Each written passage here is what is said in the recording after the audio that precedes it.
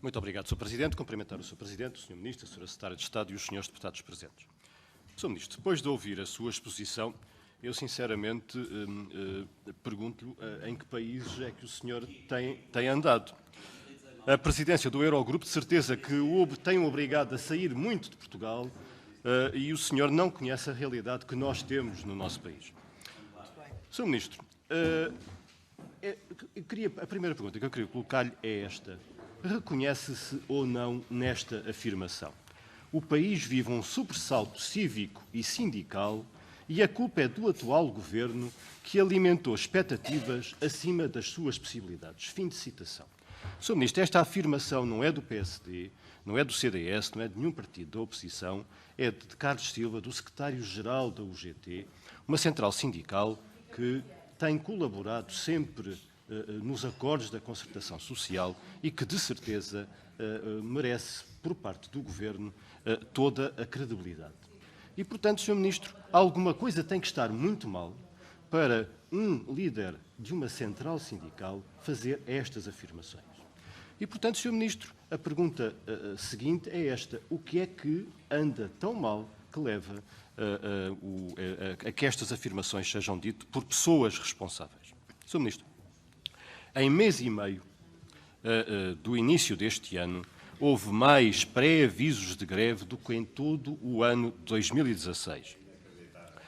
Sr. Ministro, não é o PSD também que o diz, o senhor persiste sempre em negar a realidade, foi o Jornal Público, foi na semana passada, num artigo publicado no dia 15 de fevereiro de 2019.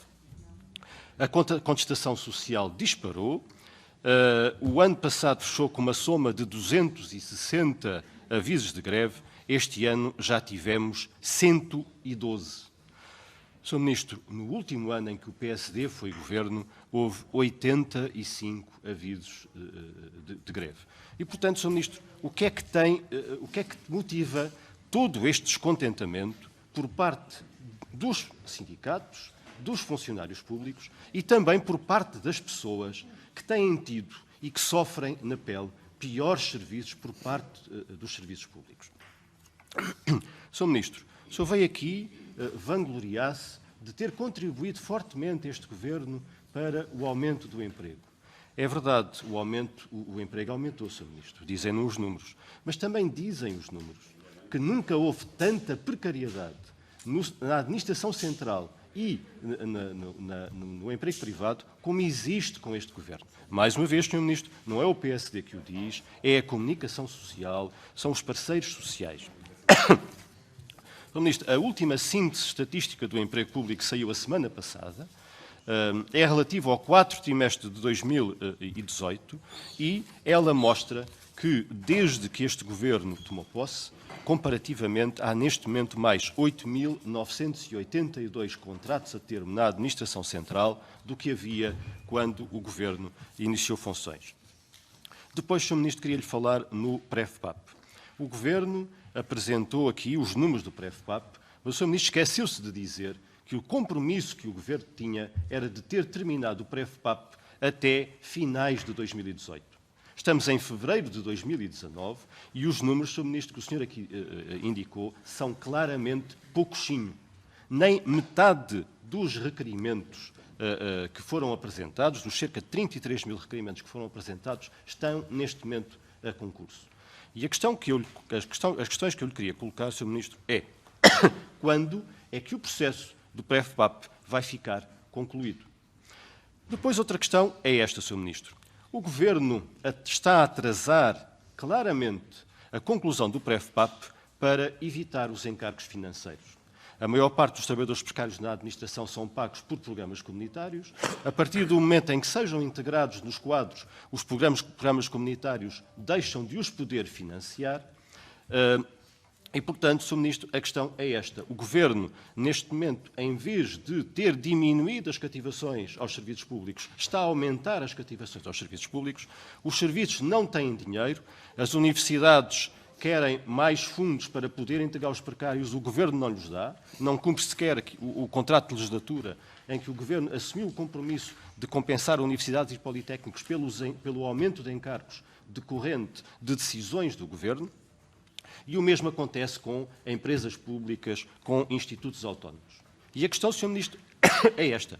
Como é que o Governo espera que as pessoas sejam integradas, que haja pareceres favoráveis, quando os serviços olham para a orçamentação que têm neste momento disponível e o dinheiro não chega?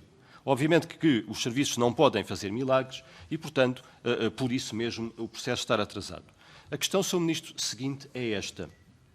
O Governo vai mesmo fazer a integração dos precários, mesmo no final da legislatura, para que seja o próximo Governo a pagar a fatura ou não? Ou o Governo vai assumir as suas responsabilidades, vai assumir os compromissos que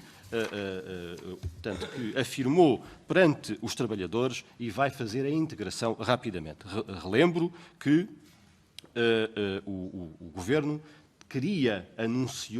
o Governo afirmou que ia terminar o processo do PREFPAP até ao final de 2018. Sr. Ministro, depois outra questão. O Sr. Ministro vem aqui vangloriar-se que tomaram a decisão de implementar o horário das 35 horas e nós não contestamos essa decisão. Agora, contestamos, Sr. Ministro, a circunstância de o Governo não honrar os seus compromissos para com os serviços, admitindo os trabalhadores que ficaram a fazer falta nas escolas, nos hospitais, nas universidades, em virtude dessa decisão. O Sr. Ministro apresentou aqui um relatório sobre as 35 horas. Nesse relatório eram identificados, em termos numéricos, todos os funcionários que teriam que ser admitidos para compensar a decisão. Passado 3 anos, quase, Sr. Ministro, nós vamos ver o que é que está feito e verificamos que o Governo continua a não admitir esses trabalhadores, continua a não assumir as consequências das suas próprias decisões. E depois aparecem os problemas refletidos na comunicação social. Também não é o PSD, é a Associação Nacional de Diretores de Agrupamento de Escolas Públicas, que vem dizer que faltam 800 funcionários neste momento nas escolas e esta falta de funcionários, de assistentes operacionais e de assistentes técnicos está a fazer com que muitos serviços neste momento não abram, bibliotecas, reprografias, não abram nas escolas, precisamente por causa do Governo não assumir as suas responsabilidades. Há pais a queixarem-se de falta de segurança nas escolas, há funcionários a queixarem-se e depois as consequências desta atitude do Governo e também da circunstância do Governo ter cortado de forma abrupta no investimento público, isto traz problemas no funcionamento de todos os serviços. Sr. Ministro, neste momento há imigrantes que estão no Luxemburgo, que esperam há 2 anos por uma declaração da Segurança Social, termino já, Sr. Presidente, que esperam há 2 anos por uma declaração da Segurança Social para se poderem reformar no Luxemburgo.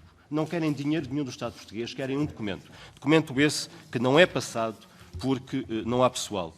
Neste momento há trabalhadores que esperam 9 meses por uma pensão de reforma, por um subsídio de funeral, por uma prestação social e terminar mesmo, Sr. Presidente. E ela não é concedida porque há falta de pessoal nos serviços. Sr. Ministro, como é que o Governo quer resolver os problemas que existem na administração pública se o senhor persiste em negar a realidade e não assumir as suas responsabilidades? Muito obrigado.